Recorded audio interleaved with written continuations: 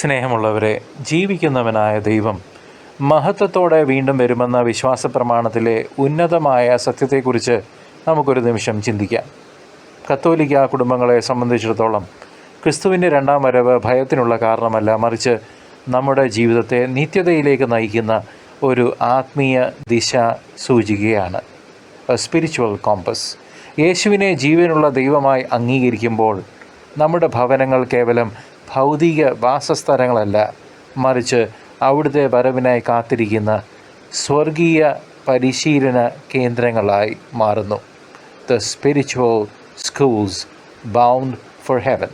നാം ഈ ലോകത്തിൽ തീർത്ഥാടകരാണെന്ന തിരിച്ചറിവ് മാതാപിതാക്കളും മക്കളും തമ്മിലുള്ള ബന്ധത്തെ കൂടുതൽ അർത്ഥവത്താക്കുകയും നശ്വരമായ സമ്പത്തിനേക്കാൾ ആത്മീയ പുണ്യങ്ങളിൽ ശ്രദ്ധ കേന്ദ്രീകരിക്കാൻ നമ്മെ പ്രേരിപ്പിക്കുകയും ചെയ്യുന്നു. ക്രിസ്തുവിൻ്റെ തിരിച്ചു വരവിനെക്കുറിച്ചും മക്കൾക്ക് പറഞ്ഞു കൊടുക്കുന്നത് എപ്പോഴും കൃപാവസ്ഥയിൽ ജീവിക്കാനുള്ള ആഗ്രഹവും ഉത്തരവാദിത്വ ബോധവും അവരിൽ വളർത്താൻ സഹായിക്കും.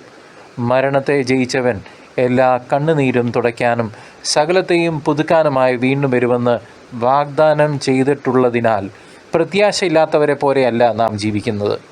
ഈ കാത്തിരിപ്പ് സഹോദര സഹോദരി നമ്മുടെ സ്നേഹത്തെ വിശുദ്ധീകരിക്കുകയും കലഹങ്ങൾ വേഗത്തിൽ പരിഹരിച്ച് ദൈവരാജ്യത്തിൻ്റെ അവകാശികളായി പരസ്പരം സ്നേഹിക്കാൻ നമ്മെ പഠിപ്പിക്കുകയും ചെയ്യുന്നു. മാറാനാഥ, കർത്താവായ യേശുവെ വേഗം വരണമേ എന്നത് നമ്മുടെ ഓരോ ദിവസത്തെയും പ്രാർത്ഥനയാകട്ടെ.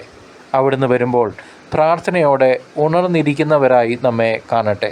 ഈ വാഗ്ദാനത്തിൽ ജീവിതം കെട്ടിപ്പടുക്കുന്നതിലൂടെ മരണത്തിന് പോലും തകർക്കാൻ കഴിയാത്ത വിധം നമ്മുടെ കുടുംബബന്ധം ജീവനുള്ള ദൈവത്തിൻ്റെ നിത്യപ്രകാശത്തിൽ പൂർണ്ണത പ്രാപിക്കുന്നു.